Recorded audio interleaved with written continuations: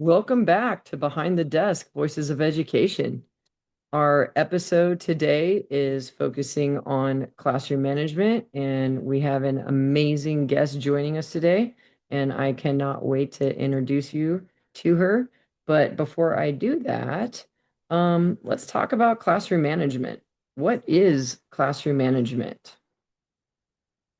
So I got over 500 emails from teachers all over the United States and a couple teachers in other countries too, which I thought was pretty cool. But there is a big misconception between classroom management and behavior management. All right, so classroom management's pretty basic.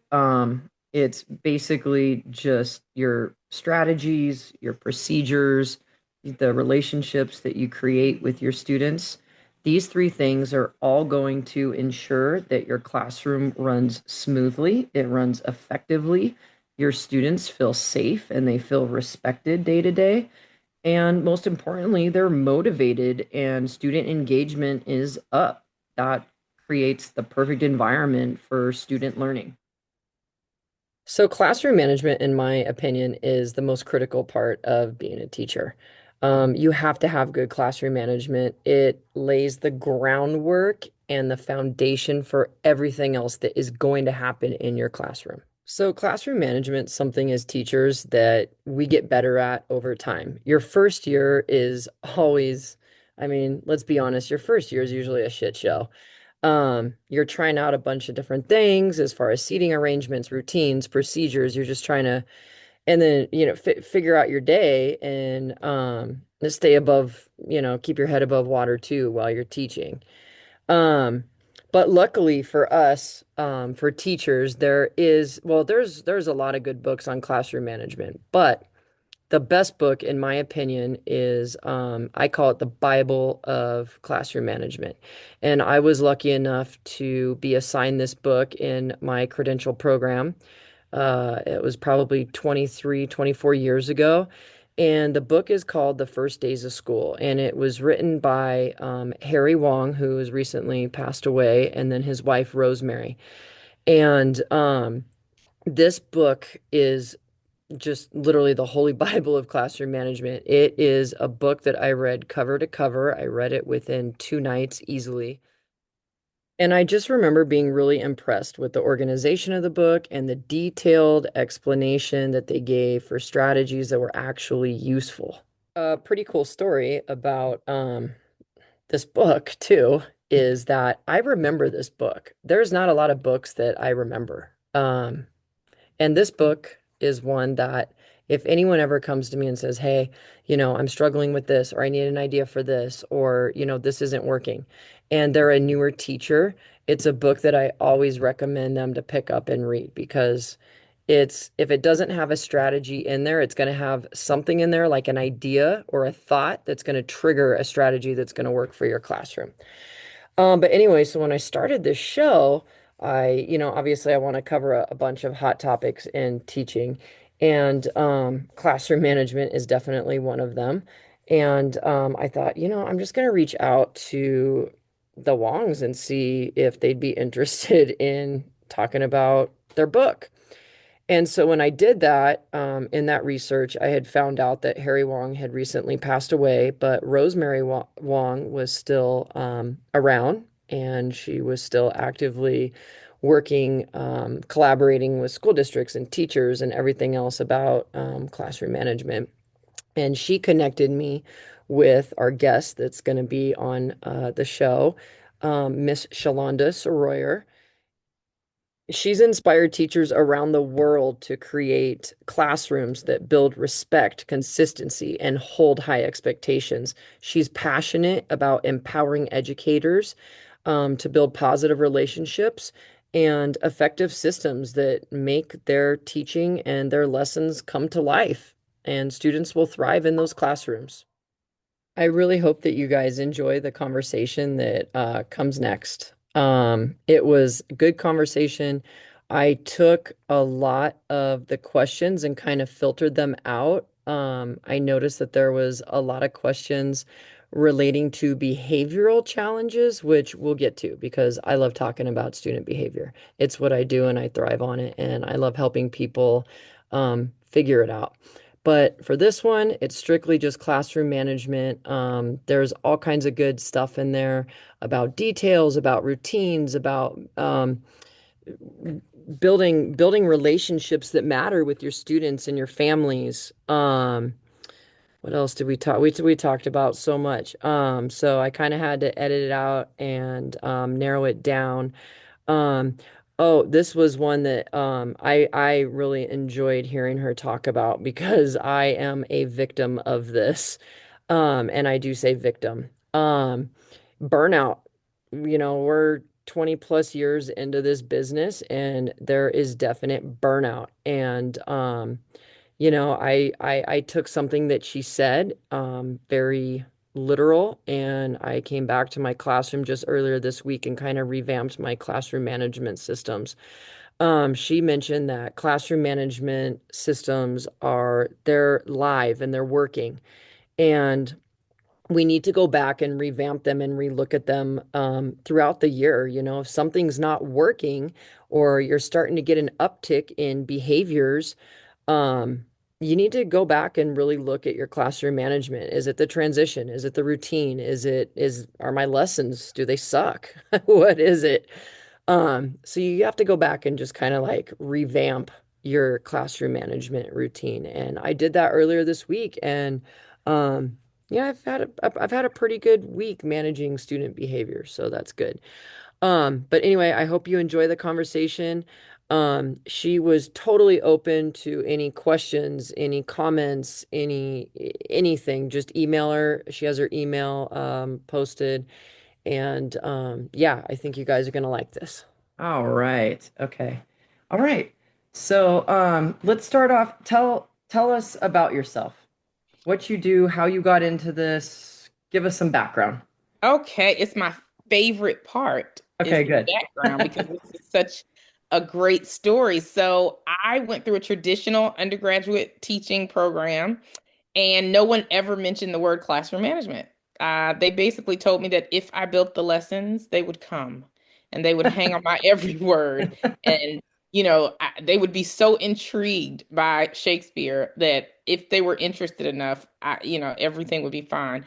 And so I went into a 10th grade English classroom for my student teaching, and I sat in the corner like a good little student teacher, and the bell rang and nothing magical happened. Like it literally, the teacher sat behind her desk, took out two pieces of bread, a piece of cheese, sprayed them with spray butter, and for the first 10 minutes of class, she made a grilled cheese sandwich. Oh, well.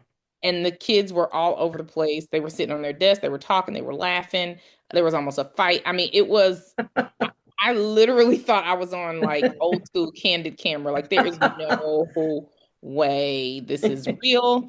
And it was real. And she was pregnant. And so she asked me to take over her class for 6 weeks. And I did. And it was a nightmare. And I was just thinking, I'm not going to be able to sustain this. Like there's no way. But it was too late to Right. do anything else. So a friend of mine got me this. Well, when I was getting ready to get a job, after that, I was actually looking for a real job, and I got a job, and I was excited and then immediately terrified because I was like, I don't know what I'm going to do because I cannot have a classroom like that one. And she said, Shalonda, there's this book. It's called The First Days of School. And, if you use it to set your classroom up, I promise you it'll be fine. And so I had nothing to lose, but that student teaching experience ended up being the most valuable thing that could have ever happened to me because it showed me what can happen if I don't have certain things in place. Mm, And so yeah. I was really committed to it because I'd seen the chaos. And so I created procedures for everything. So when the students showed up that first day, like there were no questions. Like I had I had things laid out for where they would sit, bell work, every procedure you could think of. And I had the most amazing first year of teaching. And so I knew I wanted to go see Harry Wong somewhere. So I emailed his secretary. I had never heard of him, first of all. So I didn't think anybody else had heard of him either. Like I had literally never heard of this book. And I was like, I wonder if he hears from people often. I'm Yeah. going to email him. It's like the Bible of, I It mean, is, it's the Bible but for I didn't teachers and know. classroom management. So, yeah. I had no idea because remember they told me if I was interesting enough. And so um I emailed and his secretary emailed me back and was like, "Yeah, he's booked for the next 3 years." I was like, "What? Like what? Like what?" I was just blown away. So I didn't think anything of it. And then literally 2 days later, Harry Wong emails me and says, "Hey, I'm so intrigued that you had a great first year. Why don't you come to Dallas as my guest? Wow. No registration fee or anything." And so I ran upstairs and asked my assistant principal, and that was that was a process. But he eventually said yes, and I went, and Harry signed my book, and I came back, and I'm like, okay, I'm good. And my principal was like, well, yeah, now you have to be the back to school in-service speaker because I sent you. And we had 215 teachers at the time. It was the Oh, largest high wow. school in the state of That's huge. Alabama. Wow. Yeah, it was huge. And so I cried because it was huge. And I was like, I'm not doing that. Like, And this is all in your first year. yes. I was Yeah, like, that's a lot. I've been teaching 1 year. Like, there are teachers that have been teaching longer than I've been alive at that point. Like, I'm not Wow. doing it. And so my principal was like, well, yeah, you have to. And so I started crying and he was like, I don't care. And then I was like, I'm gonna quit. He was like, I literally don't care. Like you can teach in 1 year. So I emailed Harry Wong and I was like, remember when you signed my book and you said, let me know if you ever need anything? Well, I I need do. something. I was like, I'm terrified. I cannot do this. And he says, Shalonda, listen, tell them that you are not there to tell them what to do. You're just there to tell them what you did and to invite them to steal from you. Like literally, just tell them what you did. And so I did it and I survived. And he says, well, how did it go? And I'm like, I can't believe we're emailing now, like we're pen pals or something. So I was like, oh, it went fine.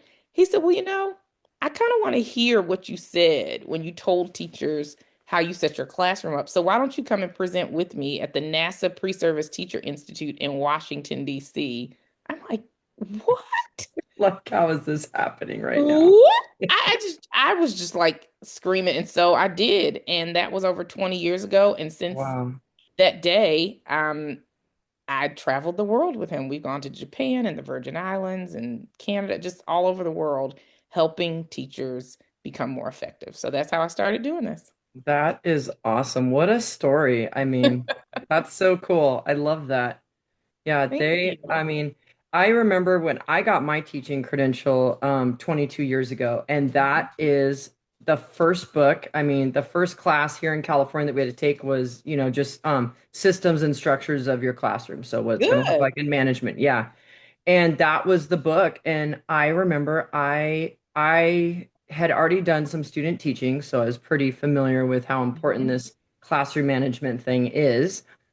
Basically, if you don't have your classroom management, you're not going to be able to teach. Correct. You're not going to have successful learners. But I read that book. It's the only book that I read cover to cover, and I read it within a night. I mean, it Interesting. was just so um everything in it made sense. Hmm.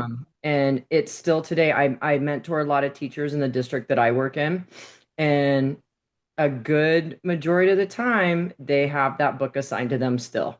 I mean, Yes. millions of copies have been sold, which is just that itself tells you what a great book, the first days are, Yeah. the It's first actually days the were. best-selling book in the history of American education. I believe it. I mean, I totally believe it. It was, there was like what 7 million copies or something Yeah. sold. It's insane. I Yes. mean, yeah, it is insane.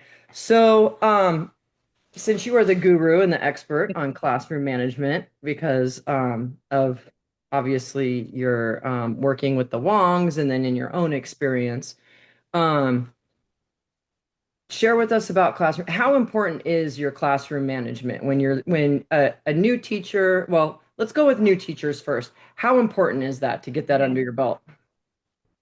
And this is not exaggerating because I'm going to tell you, Good and Brophy did a 50-year study going in and out of classrooms. There's it was called Looking into Classrooms, but it was a 50-year sustained study, and they identified the top three characteristics of effective teachers, and number one was classroom management. I believe it. So number one was classroom management, number two was lessons, like mastering your lesson, and then number three was connections and relationships. And so to answer your question, there's literally nothing more important. And people would say, well, how could it be more important than the lesson? Now, remember, the top three are essentially all number one things, right? Like Mhm. that have to work together. But the reason it was teased out and classroom management was even put before lessons, because you can be a genius in math. Like you can have the most amazing lesson plan with every standard that you're supposed to have addressed. But if there is chaos in your classroom, no learning is going to Right. take place. And so I tell teachers all the time, we throw the word around teach. I was a high school English teacher. So I'm like, well, the meaning of the word teach, like the actual definition of the word means to cause to know something. So the big light bulb here is that if we are not causing them to know something, if they do not know something now that they did not know before, then we're not teaching, Yeah. right? We're just talking and they're hearing us. And in a chaotic classroom with no classroom management, no teaching can happen. Like there's just no teaching and learning that can Right. happen. So to answer your question, I would say there's nothing more important. Um, I would also say, and this is probably going to direct some of the rest of our conversation. I think that one of the most misunderstood terms in education is classroom management versus behavior management. 100%. I agree with you. Yeah. 100%. Two totally Yeah. different things.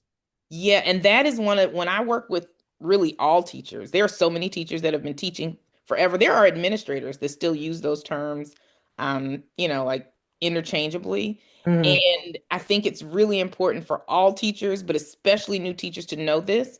They're both vital. But when looking for resources, when asking questions, and I hear people say, well, what do you do with the kids that won't stop talking? Or what do you do with the kid that is throwing a chair? I immediately know that you do not know the difference between classroom and behavior management. Behavior management is more clinical. Like that's Mhm. something that you want to go to like the school psychologist to get assistance with, because there's really not just one reason why a child would do these things. And so behavior management is how you react to a specific student's behavior, whereas classroom management is how you organize and structure your classroom. And ultimately, in a perfect situation, your classroom management plan is done before a single student walks into the classroom. Um, Mhm. Obviously, we can still put it in place. Now the students are in place, but that is the biggest way to understand the difference. The classroom management plan is like a handbook that teaches students how your classroom runs, whereas behavior management is how do I react to these specific behaviors. And the reason I personally believe that they're interchangeable is because when you have increased effective classroom management, you will have decreased discipline or behavior issues. I agree 100%. Um, and right now I'm working with kids with severe behavior challenges. And it's a very small class. There's only 12 of them. But the behaviors are so severe that it's impacting their learning. However, when you bring them into a classroom that's well structured, well routine, predictable, that environment right there, the behaviors pretty much disappear. I don't see, and a lot of people will say, oh, well, it's just 12 students. Well, you're That's taking harder. 12 students with the most severe behaviors in a school district, and they're coming to this class to try to get back on track and learn how to be students. The only thing that saves me in my day to day is that structure, routine, predictable environment. And the other one, of course, I'm sure we'll talk about is building relationships. Yep. If you don't take the time to build a relationship with the student and the family, good luck. I mean, I mean, it's just a wrap. And it's kind of like, like when you go into a flea market and things are just all chaotic and nothing is where it's supposed to be mhm. and stuff. Like I that gives me anxiety. Like Yeah, it doesn't make me want to put things back where they belong. Um, right. but when I go into a store where things are very organized and everything is aligned, it makes me want to make sure that I put things back where they belong. Like Hmm. the environment really does impact that. And to piggyback what you just said, I don't think we spend enough time as educators really understanding the role that Maslow's hierarchy plays in this whole, academic success process.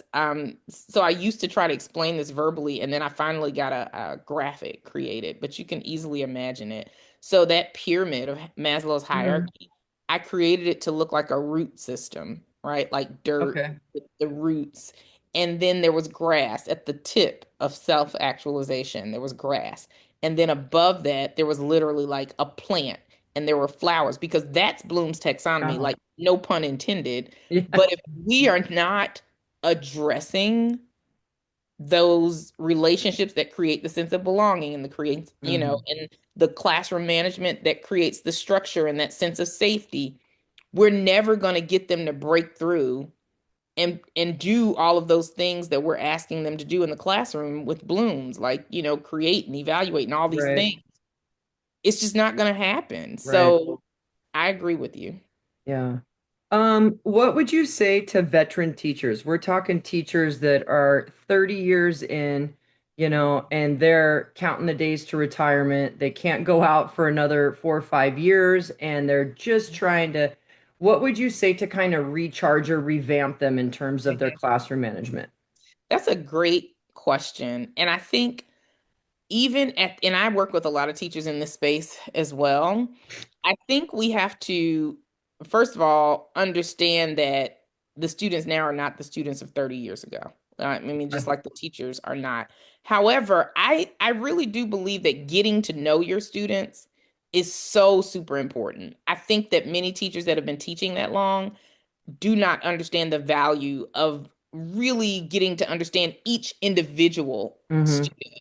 And so there's this process called the 2 by 10 that I got from somewhere. I don't even remember where I got that from, but it's not mine. I don't even, I have no idea where I got that from. But anyway, it is where you're taking 2 minutes for 10 days in a row to purposely talk to a student about something that has nothing to do with school, right? And so that could be like when you're making a transition or when they're doing classwork, but making a purpose, like being very purposeful about getting to Mm-hmm. know who's in your classroom and then creating lessons that involve some of what you learned about that student. Like maybe Okay. they love butterflies or they love fishing or whatever. So, from a classroom management standpoint, I would start with that, right? I would start with trying to get to know students, but also being very clear about updating your procedures to involve the technology and the things that we Mm-hmm. have access to now, and making sure that whenever you get a new piece of technology or something that you're still creating procedures. Like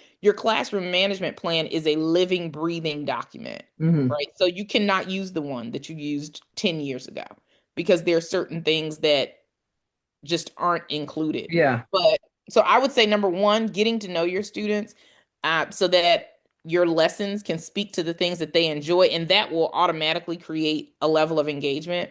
But then also, I would really encourage those veteran teachers to ask for student teachers, like the students that have to do practicums and field experiences. And the reason I say that is because it allows you to remember those foundational things that you've kind of been on automatic Right. about, right? Yeah. Like when you have to teach somebody how to do what you are doing, it Right. reminds you like, wow, maybe I haven't been as consistent in that Yeah. space, Yeah. you know, Yeah. anymore. Totally. So Yeah. I Yeah. think that there's a great like when wisdom and excitement come together, I think there's a magic that can be created that ignites a new fire in the student teacher and reignites something in a veteran teacher. I like that. And that's true. That makes sense too. And then it forces you to be a little reflective too on your Yeah. own practice, and that's something that when you've been doing it for so long, the end of the day, you're tired, you just want to go home and forget about, whatever's Yeah. happened and you forget to reflect a little bit. So, Yeah.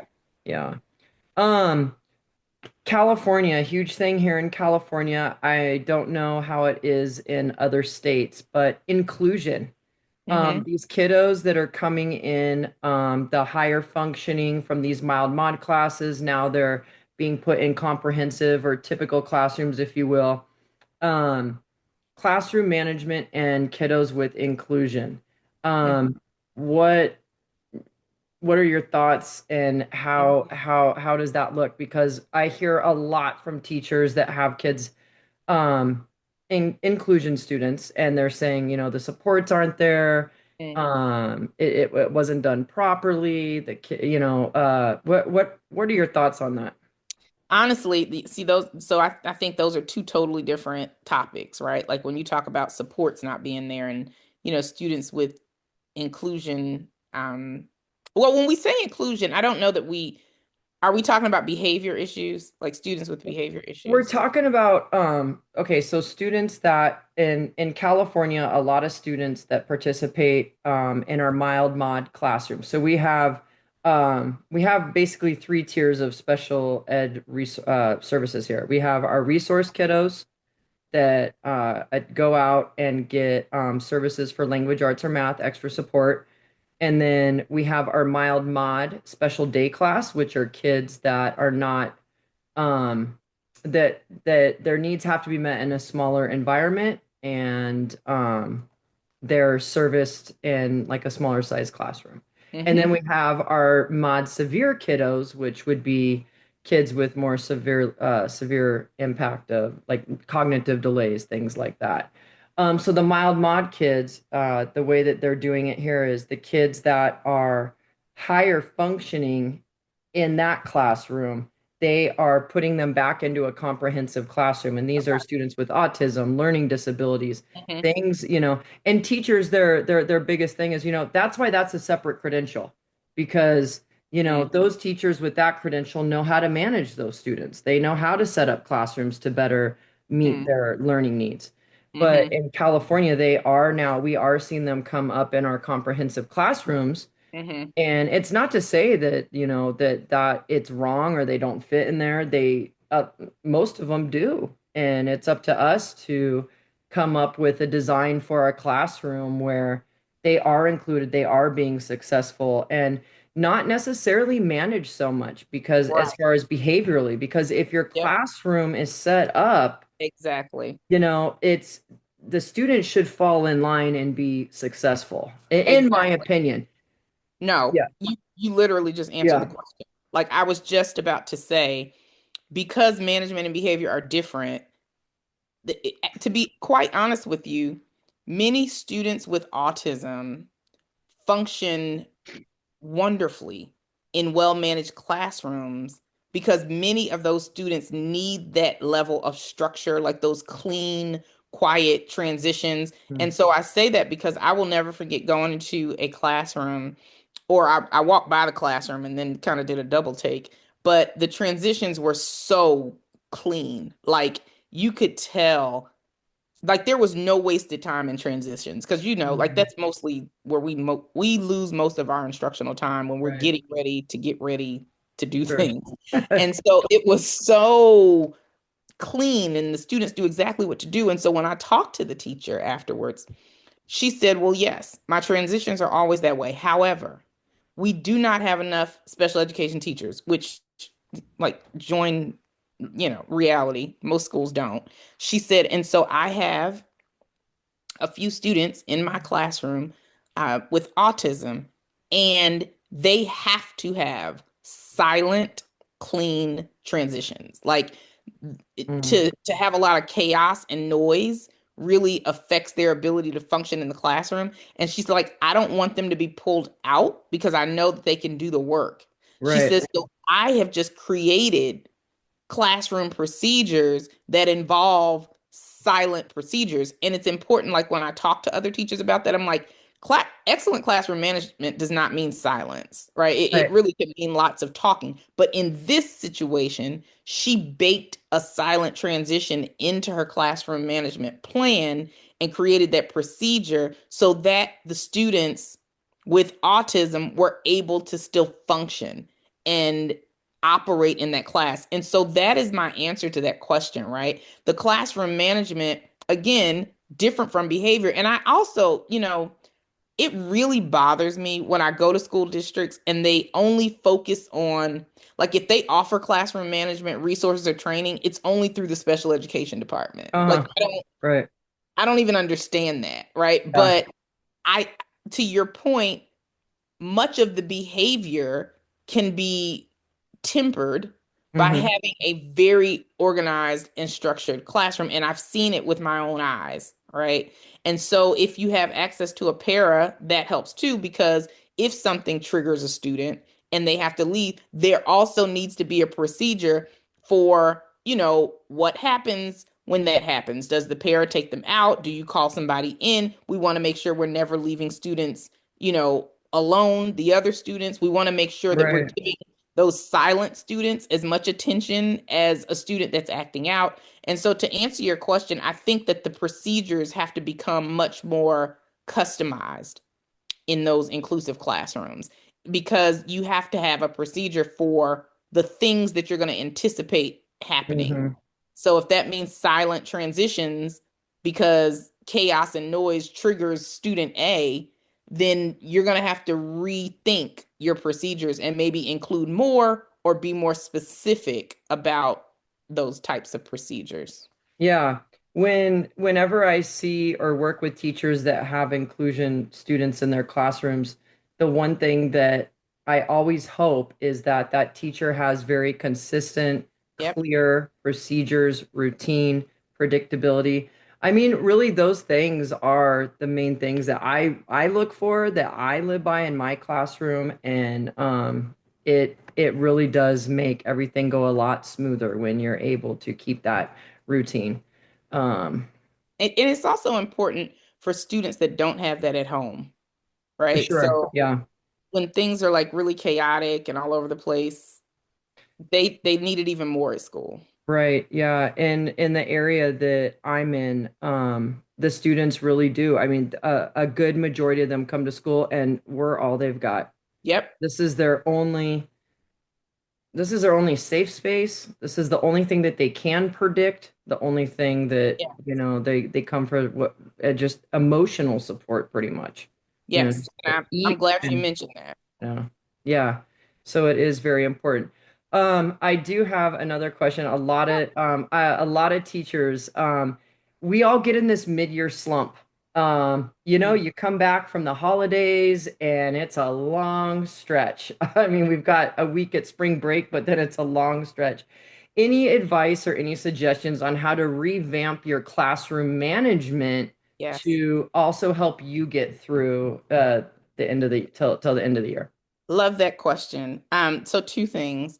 Number one, I really encourage teachers before they get out of their car or before they walk in, like if you're riding your bike to work or taking public transportation, before you walk in the building, just taking a deep breath and acknowledging if there's something going on with you, right? Hmm. Like because if we don't do that, when we walk into the building, everything that the kids do feels like times 10. And it's not to say Yeah. that that thing is going to go away, but if I acknowledge I'm not feeling well.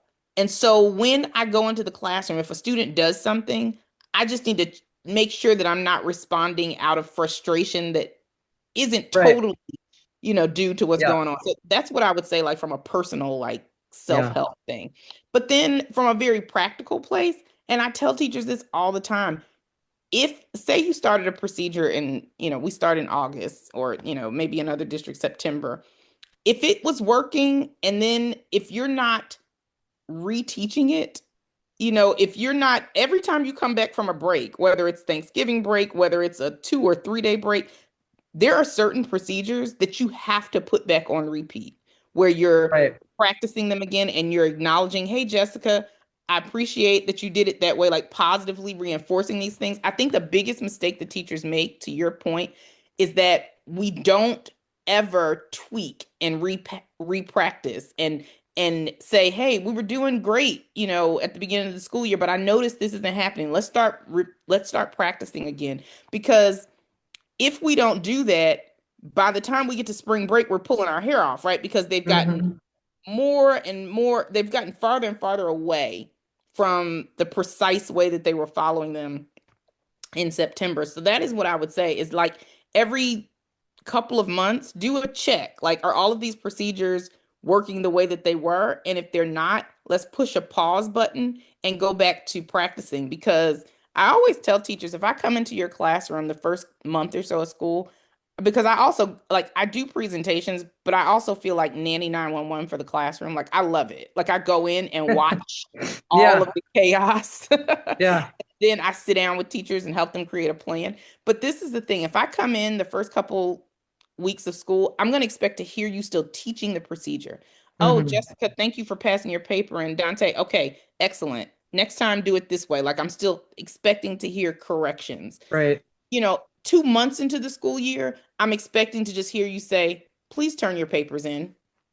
And it just happens, right? Yeah. The moment you see it, the bumps in the road showing up again, You got that to is when you reteach. need to press the pause and Yeah. reteach.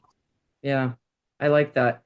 Yeah, and it's easy to forget. I mean, we just want to do, the day to day and get through it and come home and Hmm.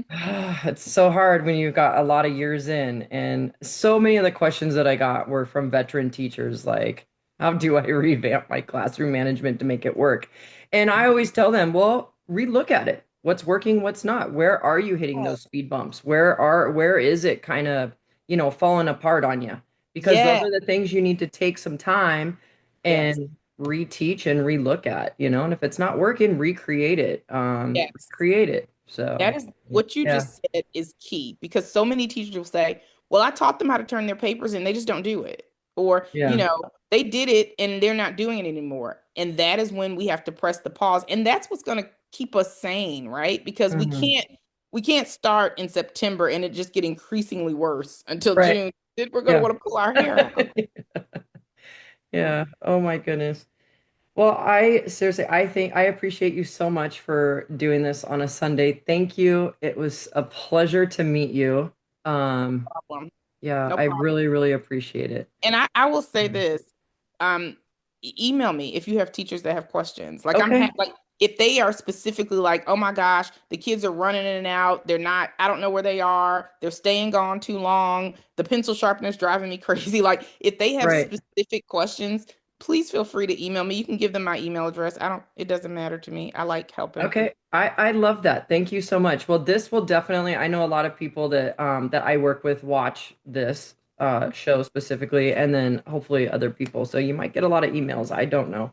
I It's got a ton fine. of them when they were talking about classroom management. So I was Yeah. like, okay, perfect. So I'm gonna go Just find a guru on it and found you. Yeah, and I love to help, right? So my thing Okay. is if an individual teacher needs help, see Seroyer at harrywong.com. Like if I don't hit you back, at least to let you know I got it within 2 days, I didn't get it. So Okay. just email me again. Perfect. Okay. And then you also do consulting, correct? Yeah, So I you do. do, okay, so you travel around and districts can bring you out and Yeah. perfect. Okay. I I- love that. All right. Well, thank you so much. I hope you enjoy the rest of your Sunday. Yes. Thank you for And having me. I I absolutely will love it. thank you so much. And I will be in touch with you. Okay. Have a Okay. good day. Thank you. You too. Bye. Bye. This episode of Behind the Desk Voices of Education is fueled by Celsius, the drink that gives me the energy I need to power through long days and late nights. With no sugar, no crash, and a clean boost, Celsius keeps me focused whether I'm in the classroom or outside of the classroom. If you're looking for a healthier energy drink that actually works, grab a Celsius and feel the difference.